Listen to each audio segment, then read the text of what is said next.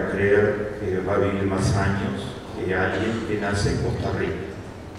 Toma Costa Rica textualmente como ejemplo, porque depende de qué lugar de los Estados Unidos nace, no solo geográfico, sino qué estrato social, cuál es la provisión del servicio público de salud en ese lugar, cuál es la equidad en la distribución del ingreso en ese lugar, toda una serie de variables que hoy la Organización Mundial de la Salud llama los determinantes sociales de la salud. Amartya Sen tuvo mucha influencia en ese cambio de paradigma de la Organización Mundial de la Salud.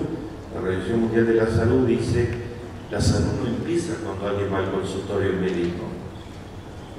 Cuando va al consultorio médico, detrás están los determinantes sociales de la salud. Y hasta ahora nos hemos concentrado fuertemente entre el consultorio médico para adelante.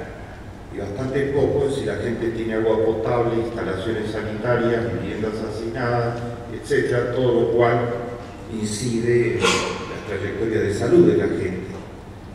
Entonces, Amartya Sen dice: los determinantes sociales hacen que alguien que nace en San José de Costa Rica, que no tiene ni petróleo, ni carbón, ni ninguna materia prima estratégica, pero que tiene alta equidad, uno de los mejores servicios de salud de América Latina, el 97% de las personas con cobertura de salud pública del Estado a través de la Caja Costarricense del Seguro Social y cobertura de salud de buena calidad, y un país de los menos desiguales de América Latina. Alguien que nace en Costa Rica vive actualmente como 15 años más que alguien que nace en Harlem, en Estados Unidos. En Harlem o en las zonas pobres de Washington, de la capital de los Estados Unidos, porque allí no hay ni seguro médico de la calidad de Costa Rica, las distancias sociales son mucho más fuertes que las que hay en este nivel de la sociedad respecto a los otros niveles de la sociedad, la alimentación es deficiente, etc. Puedo seguir. Entonces, Amartya Sen dice: esto es así en los dos sentidos, ¿no? En el sentido positivo y en el sentido negativo. Les recomiendo mucho leer ese capítulo primero a la gente. Es inédito, ¿no? No hay un pensamiento tan potente. Este pensamiento cambió, les digo, los métodos de trabajo de la Organización Mundial de la Salud. Él toma Inglaterra y mide la esperanza de vida en Inglaterra en distintos periodos históricos y llega a la conclusión econométrica de que cuanto más aumentó la esperanza de vida hasta ese momento histórico fue durante la Segunda Guerra Mundial. ¿Cómo puede ser eso? En la guerra aumentó la esperanza de vida en Inglaterra mucho más que en los periodos anteriores. Entonces dice: en la situación de guerra, recuerdan, Inglaterra fue bombardeada por los nazis y sufrió mucho, y se defendió valientemente, etc. ¿Ustedes me escuchan bien al final? ¿Se escucha bien? Bueno, si no, quéjense, En la situación de guerra, dice, no le quedó más remedio a las políticas públicas en Inglaterra que hacer racionamiento de alimentos y al mismo tiempo crear el Sistema Nacional Público de Salud. Era una situación de emergencia que no había posibilidad de esperar que eso se hiciera por otras vías. Las dos cosas son determinantes sociales de la salud muy importantes. Se amplió dramáticamente la cobertura y se mejoraron los niveles de nutrición de la población.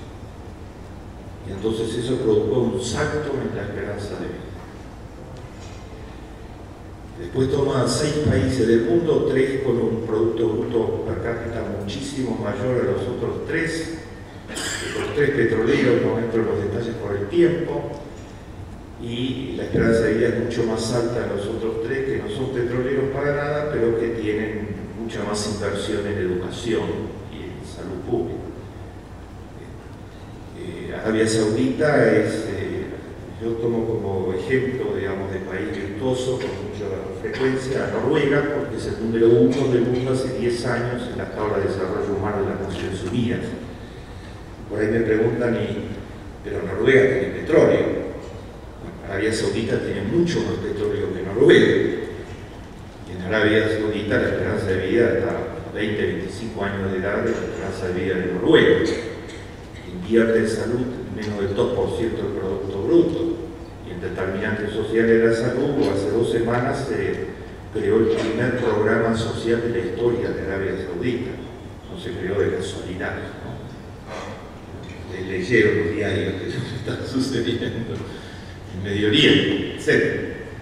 Entonces, lo que aparte se está indicando, la mortalidad que está expresando, y particularmente la mortalidad infantil, está expresando qué está pasando al interior de una sociedad. Lo tienen en 50 páginas en ese trabajo magistral. Hay un trabajo mío en el mismo libro, Primero la gente, que se llama ¿Qué significa vivir en la región más desigual del planeta, América Latina, en términos de salud? Se analiza el escenario mundial y yo analizo el escenario latinoamericano. Y ahí van a tener las cifras de mortalidad infantil comparadas en América Latina, pero no solo entre los países, sino adentro de los países. Y adentro de los países, si ustedes van al municipio más rico de México, que queda en Monterrey, que se llama Garza, el municipio Pedro Garza, y en la misma ciudad de Monterrey, a pocas cuadras, toman otros de los municipios que hay en la ciudad de Monterrey, la mortalidad infantil se duplica al pasar esas cuadras, de Pedro Garza hacia los otros municipios más populosos, etcétera, de la ciudad, porque los niveles de pobreza y de servicios y de determinantes sociales de la salud son muy diferentes. Esto sucede en la ciudad de Buenos Aires. Se van del norte al sur, disminuye la esperanza de vida y disminuye la escolaridad en la ciudad de Buenos Aires. Esto de Mendoza, con esta tasa, con esta subida, es para pensarlo simplemente. Yo llamo a todas estas injusticias severas escándalos éticos, ¿no? Y en el libro Escándalos Éticos están analizadas las principales que hay actualmente en el mundo, pero siempre desde el enfoque de la propuesta, mostrando que se pueden enfrentar y derrotar, que hay países y lugares y ciudades que las han enfrentado y derrotado. Y en América Latina, no solamente en Noruega. El primero de los puntos, el contexto. Estamos en un mundo muy incierto. O sea, los niveles de complejidad de la realidad en una economía globalizada, donde cualquier acontecimiento muy importante en un lugar de la economía impacta a los lugares más distantes de la economía, un mundo globalizado y funcionando con altísimas tasas de cambio tecnológico, lo que es absolutamente positivo en mi opinión. O sea, estamos en la era de las revoluciones tecnológicas más profundas que ha experimentado el género humano. Ya nadie se acuerda de lo que era un Telex, por ejemplo. Escucharon que había alguna vez una cosa que se llamaba Telex, que fue considerado una innovación tecnológica.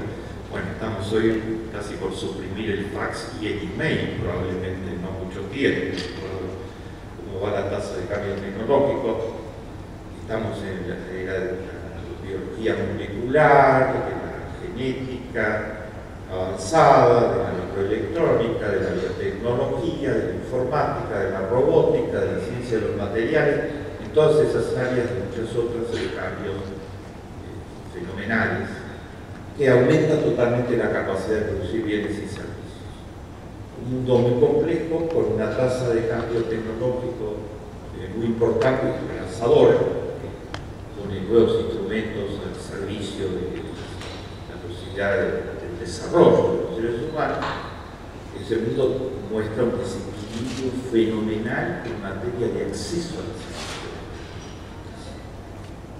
Actualmente la medicina avanzada puede hacer retroceder la mortalidad infantil, por ejemplo, al nivel que hay en Suecia o en Noruega, que mueren 3 chicos de cada 1000 antes de cumplir 5 años de edad. En América Latina mueren 30 chicos, 10 veces más.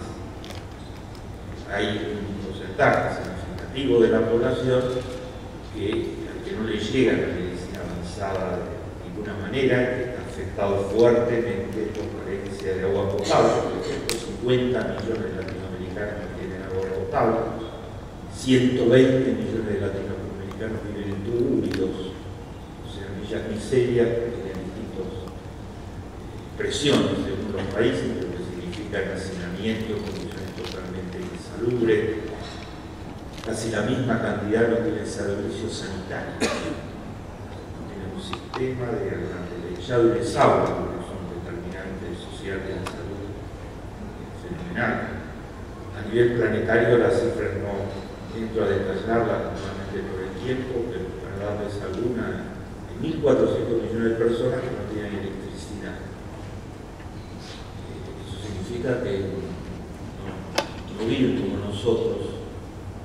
A la noche no tienen luz, no tienen donde leer, no tienen donde cocinar, cocinan en cocinas semiprimitivas, se contaminan con los gases de las cocinas semiprimitivas con carbón, etcétera, que utilizan toda la población del Sahara africano, que es una de las zonas más pobres del mundo, son 800 millones. Todo el consumo de energía eléctrica que hacen es igual al del Estado de Nueva York, que tiene 19 millones de personas. 19 millones consumen la misma energía eléctrica de 800 millones del otro lado, que están desabastecidos en una proporción altísima. Es un mundo donde están todos los recursos posibles desde el punto de vista tecnológico para que todos los seres humanos estén bien alimentados. Las últimas cifras son muy alarmantes. Después de la crisis, junto con la crisis, vino el aumento mundial del precio de los alimentos.